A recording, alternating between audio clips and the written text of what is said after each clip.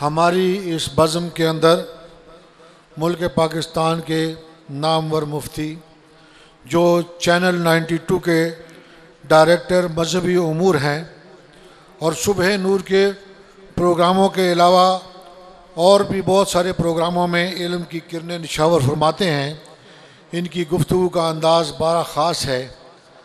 مفتی باعمل ہیں، ان کی گفتگو بااثر کرتی ہے، دلوں پر اثر کر جاتی ہے۔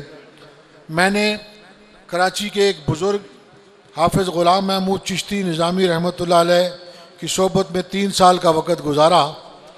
ان کو 300 مرتبہ حضور علیہ الصلوۃ والسلام کی زیارت ہوئی، 100 مرتبہ آپ کو جاگتے میں دیدار نصیب ہوا، لیکن جب بھی ان کی محفل کے اندر کوئی عالم دین یا مفتی تشریف لاتے وہ کھڑے ہو کر جاتے اور ان کے قدموں کو ہاتھ لگاتے۔ میں تجسس میں ان سے ایک دن سوال کر بیٹھا کہ حضور آپ پر اتنا کرم ہے تو آپ جاتے ہیں ان بزرگوں کو ان کے قدموں کو ہاتھ لگاتے ہیں، وہ مسکرا کے فرماتے ہیں حضرت جی آپ کو پتہ نہیں یہ حضور کے دین کے وارث ہیں۔ آج ایسی ہی ہستی ہماری محفل میں تشریف لائی۔ مفتی فاروق القادری صاحب کو میں مرکزی مجلس سہروردیہ پاکستان کی جانب سے دل کی اتھا گہرائیوں سے خوش آمدید کہتا ہوں اور بلا تاخیر ان سے التماس کرتا ہوں کہ وہ اپنے خیالات کا اظہار فرمائے۔ استقبال کیجئے، آخر تک آواز آنی چاہیے۔ نعرہ تکبیر، نعرہ رسالت، نعرہ تحقیق، نعرہ حیدری۔ نحمده ونصلي ونسلم على رسوله الكريم اما بعد فاعوذ بالله من الشيطان الرجيم بسم الله الرحمن الرحيم قد افلح من زكاها وقد خاب من دساها وقال الله تعالى في شان حبيبه ان الله وملائكته يصلون على النبي یا ایہا الذین آمنوا صلوا علیہ وسلموا تسلیما۔ درود پاک۔ الصلاة والسلام علیک یا خاتم النبیین وعلی آلک واصحابک یا رحمتا للعالمین۔ اللہ رب العزت کی حمد و ثنا، امام الانبیاء، حبیب کبریا، رحمت عالمین صلی اللہ علیہ وآلہ وسلم کی بارگاہ اقدس میں درود و سلام کے ہدایہ عقیدت پیش کرنے کے بعد زینت مسند صدارت حضرت صاحبزادہ سید اویس رسول سہروردی صاحب سلمہ اللہ تعالی اور دیگر مقتدر مہمانان گرامی، محترم اور مکرم حاضرین اور سامعین، میرے لیے یہ شرف کی بات ہے کہ آج میں حضرت پیر طریقت پیر سید شاہد رسول سہروردی رحمہ اللہ کے سالانہ عرس مقدس کی اس مبارک اور پروقار محفل میں حاضر ہوں۔ اللہ تعالیٰ آج کی اس مبارک محفل کو میرے اور آپ سب کے لیے ایمان پر خاتمے اور کل قیامت بغیر حساب و کتاب کے بخشش کا ذریعہ بنائے۔ چونکہ یہ بڑی بامقصد محفل ہے اور مجھے یہاں آتے ہوئے ہی ایک سرسری اور اجمالی جائزے سے یہ محسوس ہوا کہ حضرت پیر صاحب رحمۃ اللہ علیہ کی تربیت کی بدولت یہ عرس موجودہ زمانے کے دیگر عرسوں کی طرح منکرات شرعیہ اور منہیات شرعیہ سے پاک ہے۔ ایسے تمام کام جو آستانوں کی زیب و زینت نہیں ہیں ان سے یہ محفل اور یہ آستانہ ماشاءاللہ پاک اور صاف ہے۔ اللہ اس آستانے کی عزتوں کو ہمیشہ آسمان عروج پر بلند رکھے۔ قرآن مجید کی سورۃ الشمس کی 2 آیات تلاوت کی ہیں، اور ان 2 آیات سے قبل اللہ تعالیٰ نے 10 قسمیں اٹھا کر ایک خاص پیغام اپنے بندوں کو دیا ہے۔ میں سمجھتا ہوں کہ اگر آج آپ سب نے سورۃ الشمس کی ان 10 آیات کو سنا اور اس پیغام حق کو اپنے دل و دماغ میں نقش کر لیا تو میرے آنے کا مقصد پورا ہو جائے گا۔ آپ خود سوچیں کہ اللہ رب العزت کائنات کا خالق، رشد و ہدایت کا منبع، اپنی کتاب کے ذریعے بغیر قسم اٹھائے ایک پیغام عنایت کرے تو اس کی بات میں جو صدق ہے، جو حکمت ہے، وہ یقیناً بندوں کے لیے قبول کرنے کے حق میں کافی ہے۔ لیکن اگر اللہ کوئی حکم دینے سے، کوئی پیغام دینے سے پہلے قسم اٹھا لے تو وہ بات کتنی ضروری ہوگی، اور اگر وہ پیغام دینے سے پہلے 1 نہیں 2 قسمیں اٹھا لے تو آپ سوچئے وہ پیغام، وہ بات کتنی غیر معمولی ہوگی۔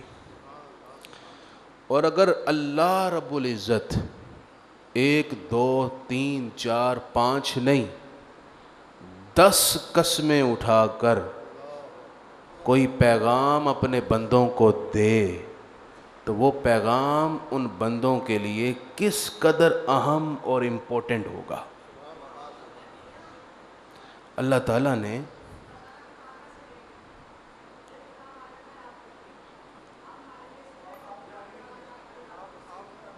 اللہ رب العزت نے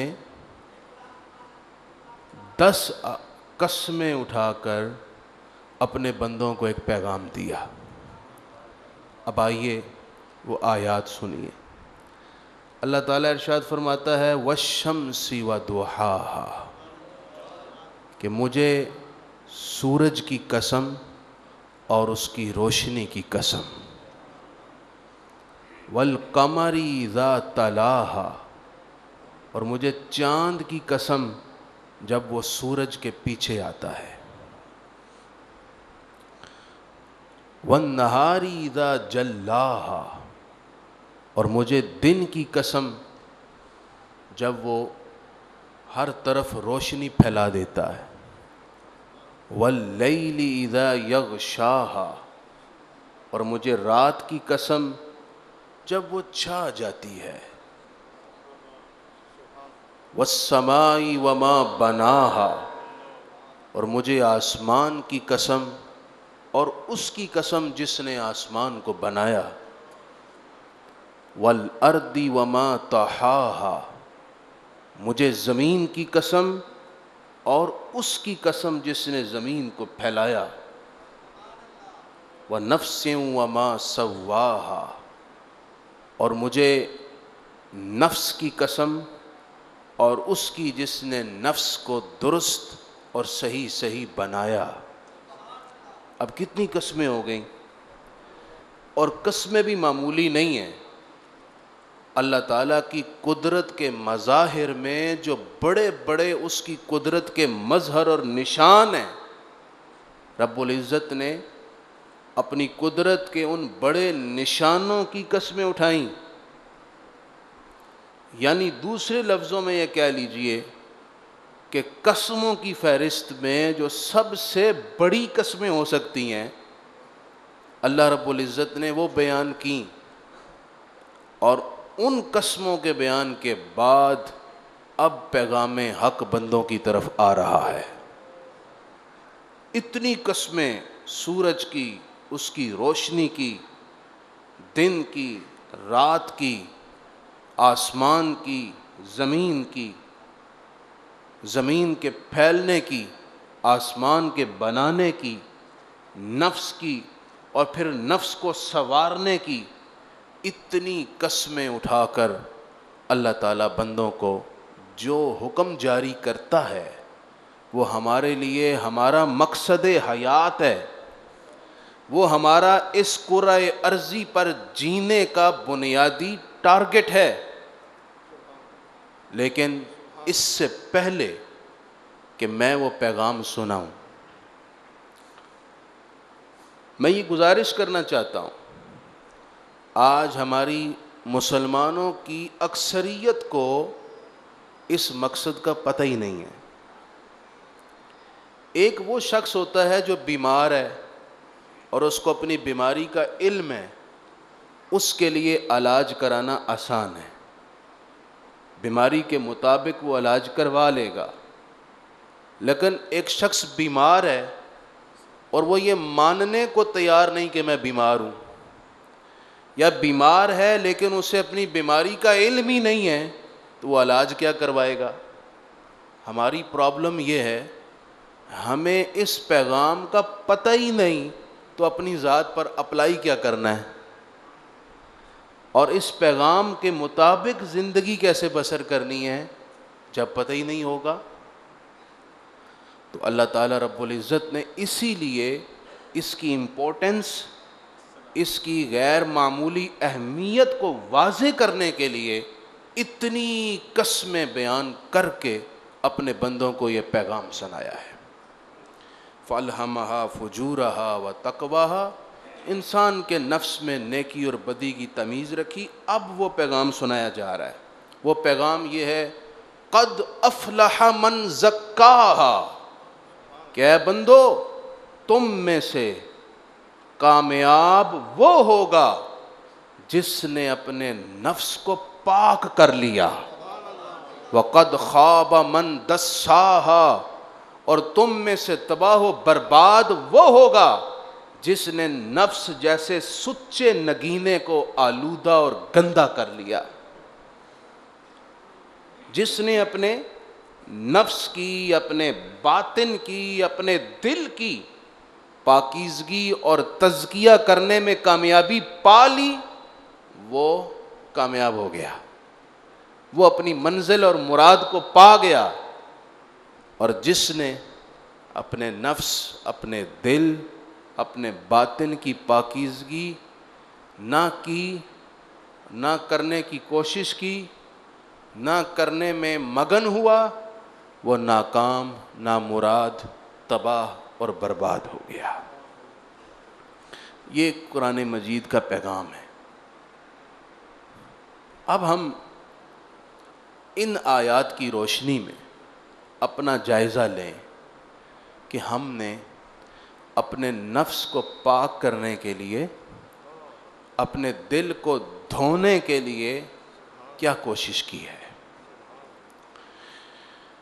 یاد رکھیں، جس طرح انسان بیمار ہوتا ہے، اسی طرح انسان کا دل بھی بیمار ہوتا ہے۔ بندہ بیمار ہو اور وہ بیماری کا علاج نہ کروائے تو بیماری بڑھتے بڑھتے اس قدر بڑھ جاتی ہے کہ وہ ناسور اور ناقابل علاج بنتی ہے، جس سے بندہ مر جاتا ہے۔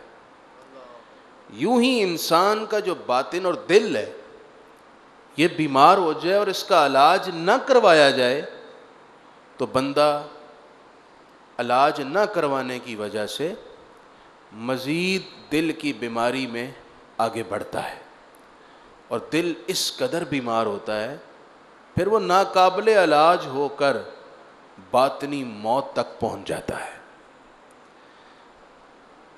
جس طرح بندہ بیمار ہو مختلف طریقوں سے علاج کرواتا ہے، ہومیوپیتھک کا بھی طریقہ ہے، ایلوپیتھک کا بھی طریقہ ہے، طبی طریقہ علاج بھی ہے، چائنیز طریقہ علاج بھی ہے، مختلف علاج کے طریقے ہیں۔ اسی طرح جب انسان کا باطن اور دل بیمار ہو جائے تو اس کے علاج کے بھی مختلف روحانی طریقے ہیں۔ کہیں قادری طریقہ ہے، کہیں نقش بندی طریقہ ہے، کہیں سہروردی طریقہ ہے، اور کہیں چشتی طریقہ ہے، کہیں شاذلی طریقہ ہے، کہیں رفاعی طریقہ ہے۔ مقصد ساروں کا کیا ہے؟ دل کا علاج۔ یہ بھی غور کیا کریں کہ ہم ایک شیخ کے مرید کیوں ہوتے ہیں، ان سے اپنی نسبت قائم کیوں کرتے ہیں، ایک آستانے سے اپنا تعلق کیوں جوڑتے ہیں؟ بنیادی طور پر ان خانقاہوں کا مقصد ہوتا ہے ہمارے دل کی اس آلودگی کو دور کر دینا جس کا حکم اللہ تعالیٰ نے قسمیں اٹھا کر اس آیت میں دیا ہے۔ یہ وجہ ہے کہ ہم یہ نسبت جوڑتے ہیں، اور اس پر ہمارے بزرگ بہت توجہ دیتے تھے۔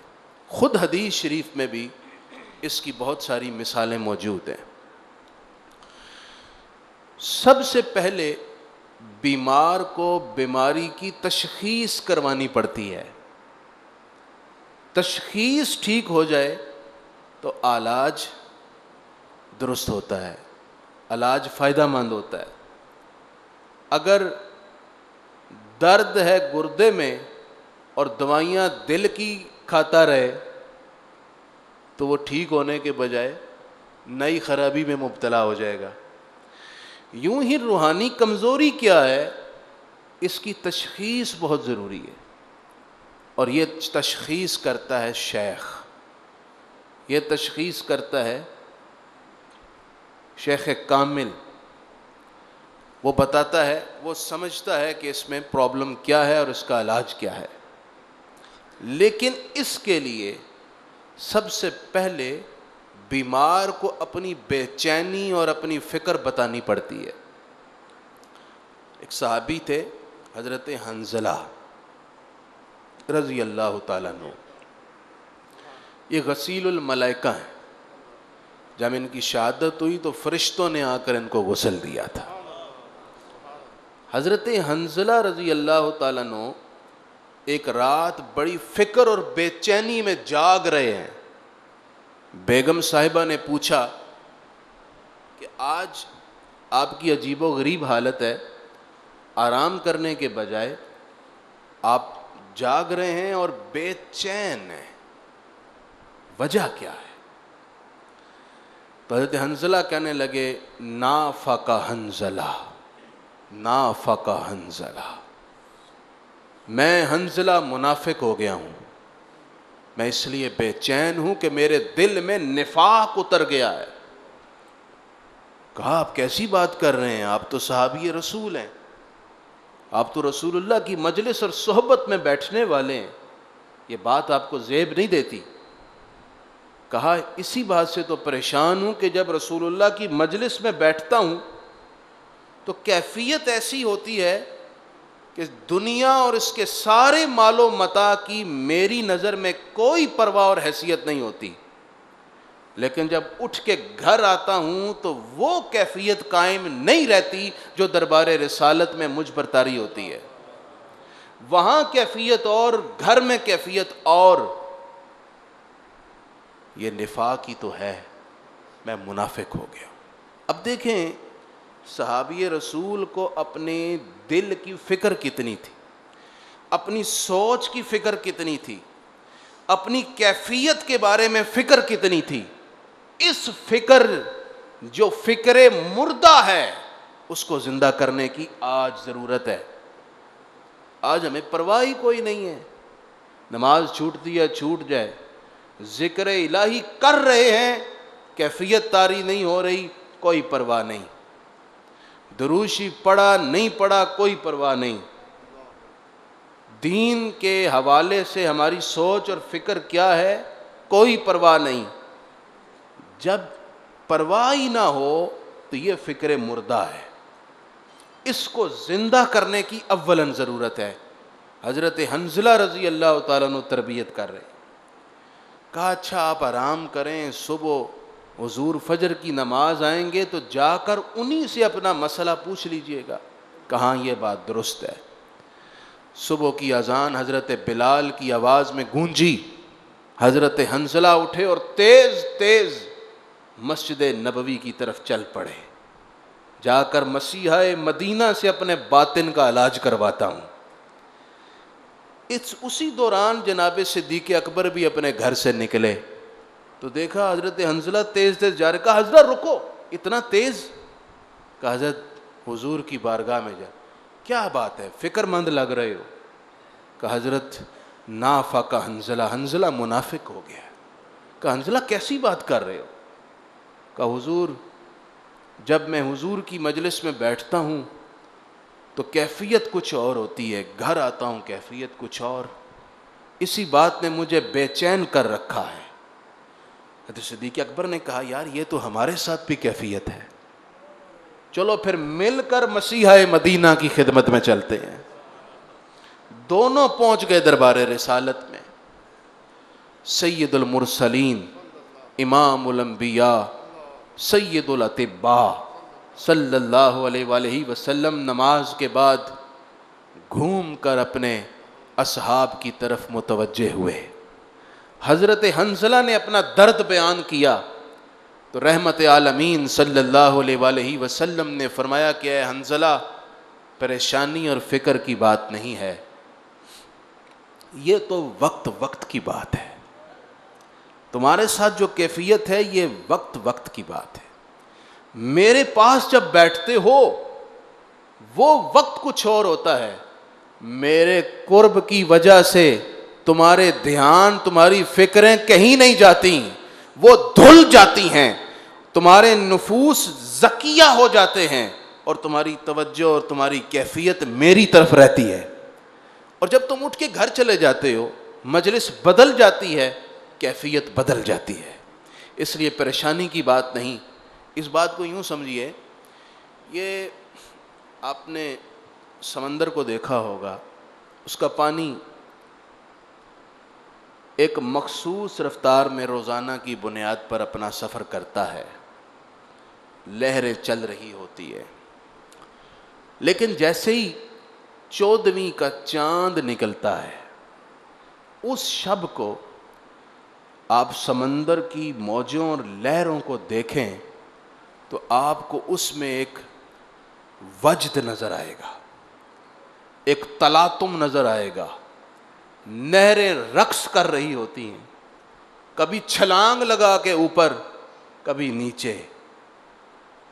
سمندر وہی ہے, پانی بھی وہی ہے, لہریں بھی وہی ہیں, لیکن آج 14ویں کا چاند نکلا ہے, لہریں قابو میں نہیں آ رہی, چھلانگیں لگا رہی ہیں.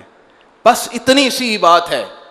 ایمان وہی تھا, لیکن جب دربار رسالت میں جاتے, خدا کی کائنات کا چاند, ماہ مدینہ حبیب کبریا کا چہرہ دیکھتے تو ایمان کی لہروں میں تلاطم آ جاتا اور مد و جزر شروع ہو جاتا تھا. اس لیے وہاں کی کیفیت اور ہوتی, گھر جاتے تو کیفیت اور ہوتی تھی. یوں ہی آج بھی اگر مریدین جب شیوخ کی خدمت میں آتے ہیں, ان کی صحبت میں بیٹھتے ہیں, ان کے پاکیزہ افکار سنتے ہیں, تو یہ وہ وقت ہوتا ہے جب کیفیت طاری ہو جاتی ہے, ذہن کے اندر پازیٹیو تبدیلی آ جاتی ہے, کئی پلانز نئے ترتیب دیے جاتے ہیں کہ اب میں اس طرح کروں گا, یوں کروں گا, یوں کروں گا. لیکن جب مجلس بدلتی ہے سوچ بھی چینج ہو جاتی ہے. تو یہ قرب کی بڑی بدولت ہے, قرب کا بڑا نفع اور فائدہ ہے. اب آپ نے اس سارے واقعے میں غور یہ کرنا ہے, صحابی ہو کر اپنے باطن کی فکر کرتے ہیں, جو جنتی ہیں, قُلْ لَمْ وَعَدَ اللَّهُ الْحُسْنَى, جن سے اللہ نے جنت کا وعدہ کر رکھا ہے, ان کو آیت بھی پتہ ہے, وعدہ جنت بھی پتہ ہے, اپنے منزل اور ٹھکانے اور مسکن کا بھی پتہ ہے، رسول اللہ کی صحبت اور زیارت کی برکت کا بھی علم ہے، لیکن اس کے باوجود فکر بھی ہے، ہمارے پلے کچھ بھی نہیں۔ اور اس سے بڑھ کر صدمے کی بات یہ ہے کہ فکر بھی کچھ نہیں۔ یہ فکر زندہ کرنے کی ضرورت ہے۔ اسی لیے شیخ جنید بغدادی نے فرمایا کہ جسے اپنے خاتمے کی فکر ہو نا، کہ میرا خاتمہ بالایمان ہو، اس فکر کی وجہ سے اس کا خاتمہ ایمان پر ہی ہوگا۔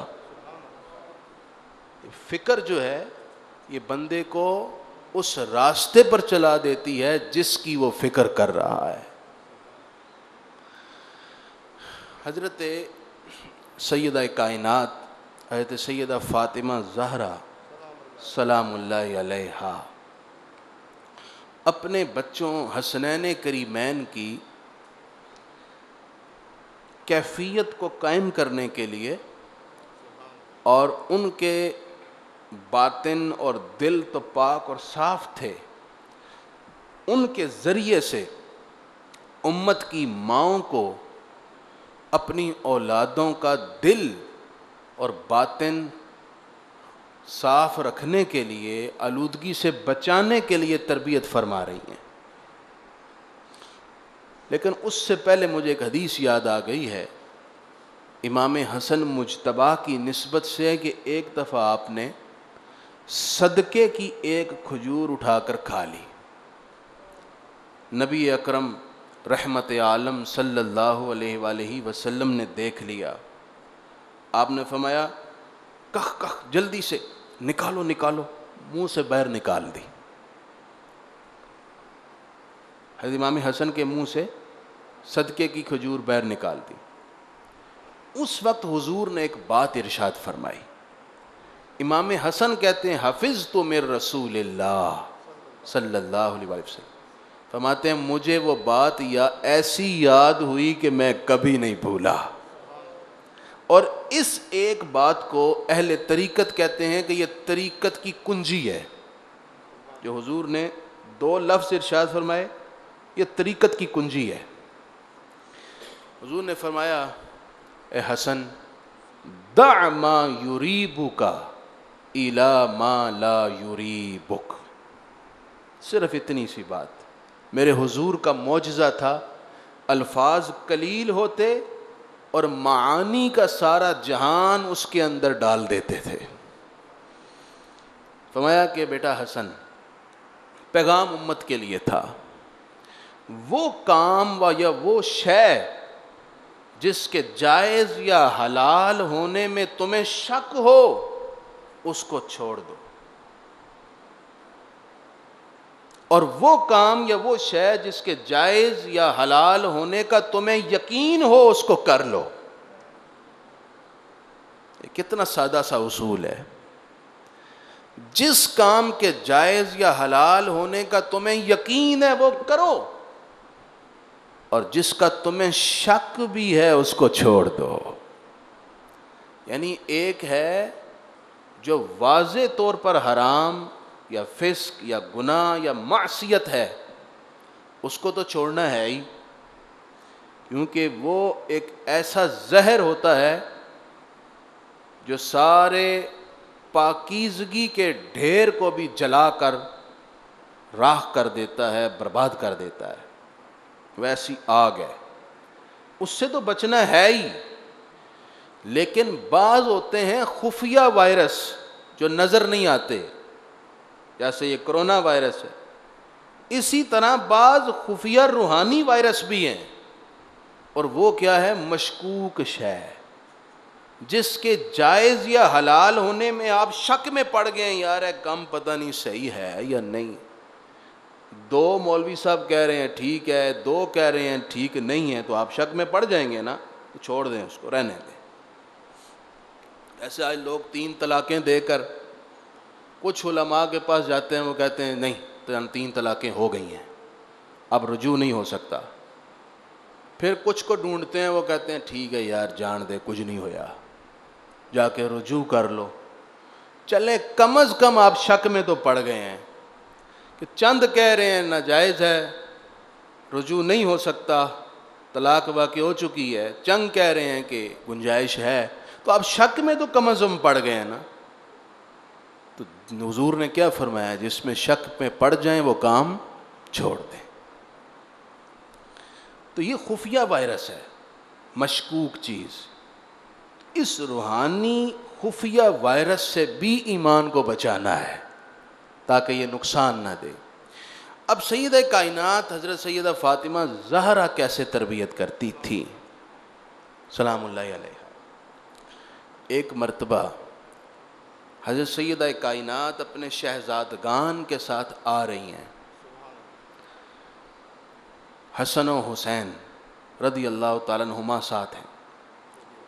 راستے میں ایک خستہ حال فقیر کو دیکھا. آپ کو اس پر بڑا ترس آیا. اس نے کہا مجھے کچھ دے دیں.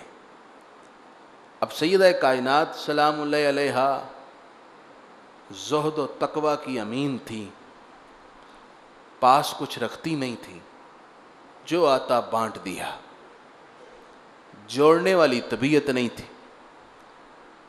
کہا اچھا تم صبر کرو اور انتظار کرو، تھوڑے وقت کے بعد میرے بچے آئیں گے تمہیں کچھ دیں گے.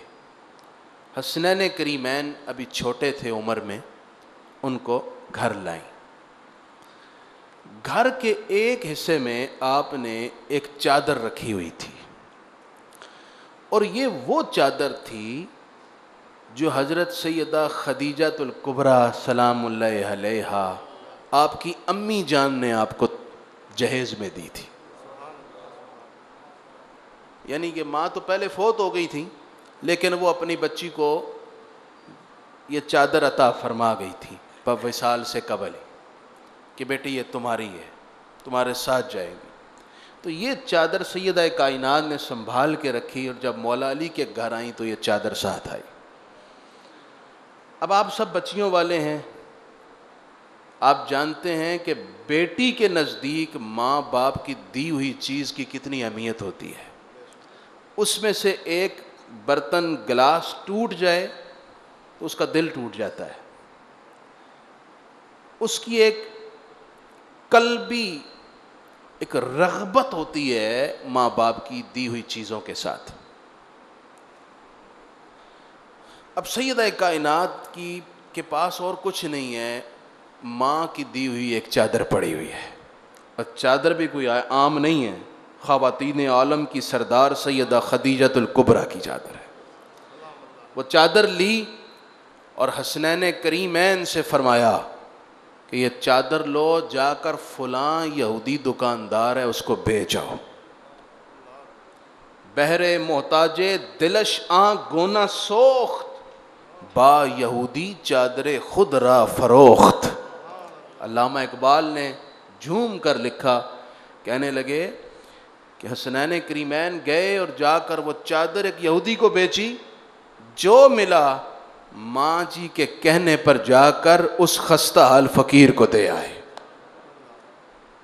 اب اس میں کیسی حکمت بری تربیت اور نفس کا تزکیہ فرمایا آپ نے. کچھ نہیں ہے پاس، جو ہے وہ بھی لٹا دیا. یہ سوچ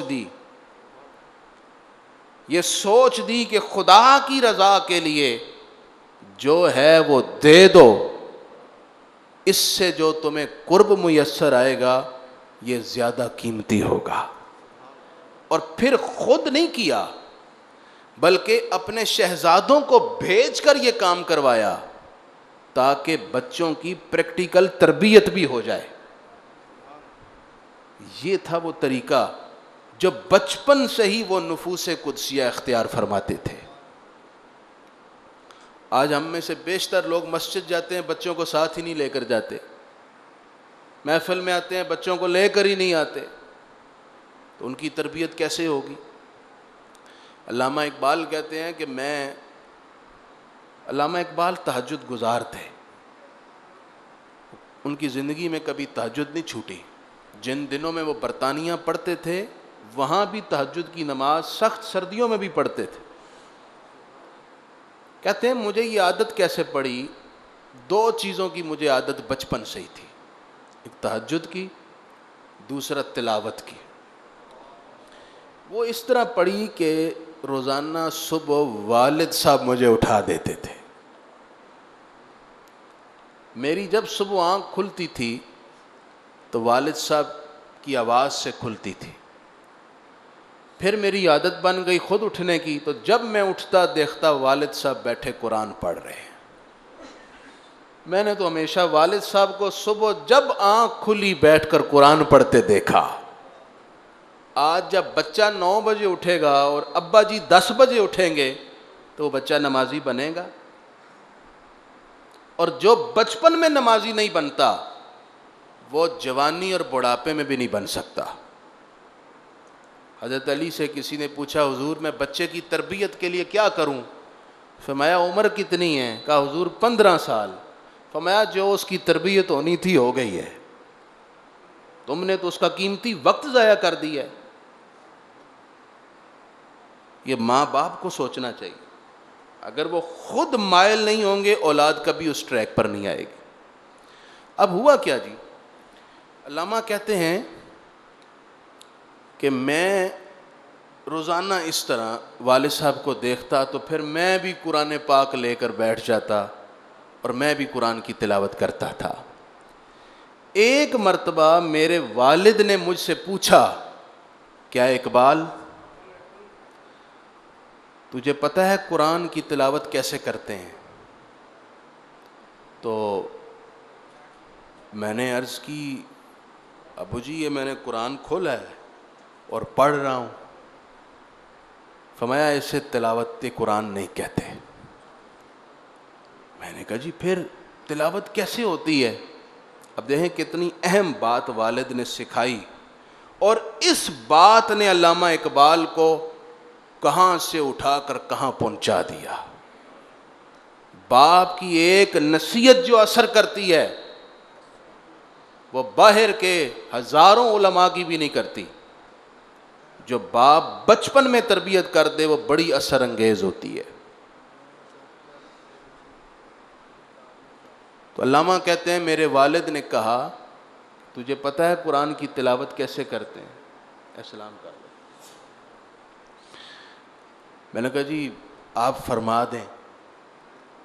تو علامہ کہتے ہیں میرے والد نے مجھے فرمایا کہ قرآن کی تلاوت اس طرح کرتے ہیں کہ جیسے ابھی ابھی قرآن تیرے سینے پر نازل ہو رہا ہے، تیرے ضمیر پر جب تک نہ ہو نزول کتاب. علامہ نے پھر اپنے جوانی کے دور میں اپنے والد کی اس بات کو یاد رکھا تو یہ شعر کہا کہ تیرے ضمیر پر جب تک نہ ہو نزول کتاب، گرا کشا ہے راضی نہ صاحب کشاف. جب تک قرآن کو اپنی روح میں نہیں اتار لیتے، جب تک قرآن کو اپنے فکر کا مغز نہیں بنا لیتے، جب تک قرآن کو اپنا اوڑھنا بچھونا نہیں بنا لیتے، جب تک قرآن کو اپنی ہر قدم میں مرشد اولی نہیں بنا لیتے، اس وقت تک قرآن پھر نفع نہیں دیتا، اور قرآن سے باطن کے اندر تطہیر اور پاکیزگی کا عمل شروع نہیں ہوتا. اب میں بات کو سمیٹتے ہوئے آخر میں آپ کو حضرت شیخ شہاب الدین عمر سہروردی رحمۃ اللہ علیہ کا ایک فرمان سنانا چاہتا ہوں. اس فرمان کے اندر الحمدللہ آپ مجھے فرما رہے ہیں آپ وہاں حاضر بھی ہوئے تھے، تو میں جب گزشتہ سال وہاں حاضر ہوا تو میں نے اس مزار شریف پہ حضرت شیخ شہاب الدین سہروردی رحمۃ اللہ علیہ کے حضرت کو ان کا نمبر میں لاتا رہا ہوں، یہ اٹھا نہیں رہے تھے، جناب اسماعیل سہروردی صاحب. حضرت شیخ شہاب الدین عمر سہروردی رحمۃ اللہ علیہ نے ایک خلاصہ کھینچا اور کیا خوبصورت بات ارشاد فرمائی. آپ نے 5 باتیں کی ہیں.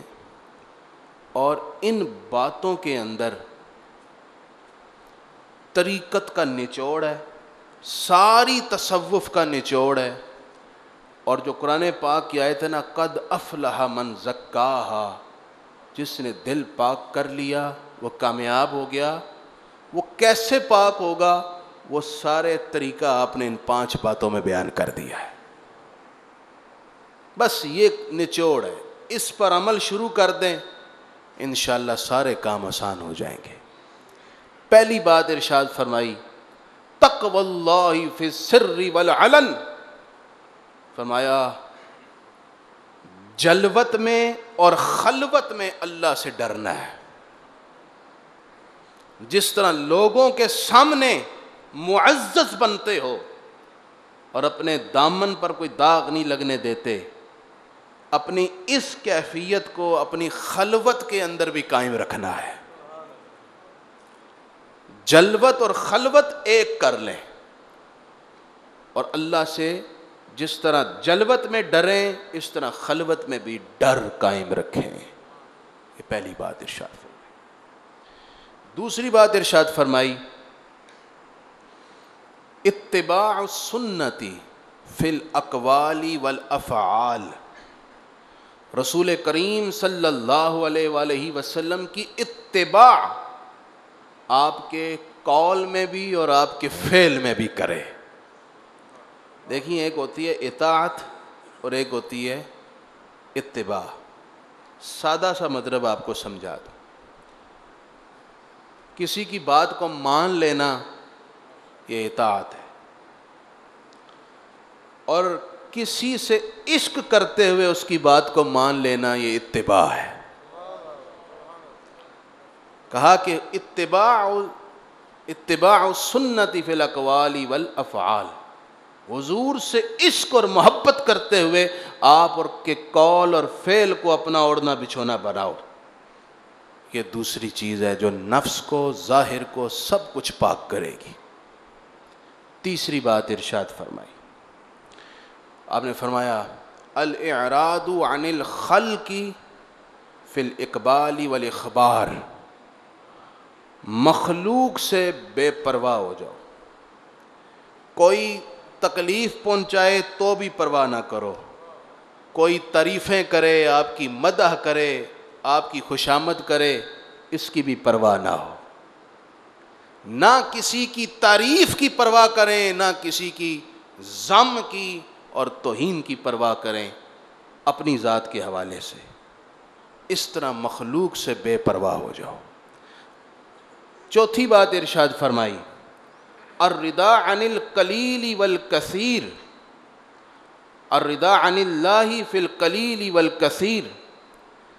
رزق اور نعمت تھوڑی ہے تو بھی اللہ سے راضی رہے، زیادہ ہے تو بھی اللہ سے راضی رہے.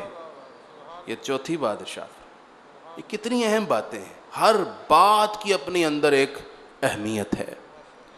اور پانچویں بات ارشاد فرمائی الرجوع الی اللہ فی السراء والضراء. وقت خوشی کا ہے یا غمی کا ہے، دونوں وقتوں میں اللہ کی طرف رجوع رکھے. خوشی ملے تو کہے مالک تیرا شکر ہے، غمی ملے، مصیبت آئے، تنگی آئے تو بھی کہے مالک جس میں تو راضی تیرا شکر ہے. یہ 5 باتوں کا ایک پیکج ہے، ایک ایجنڈا ہے، ایک سلیبس ہے.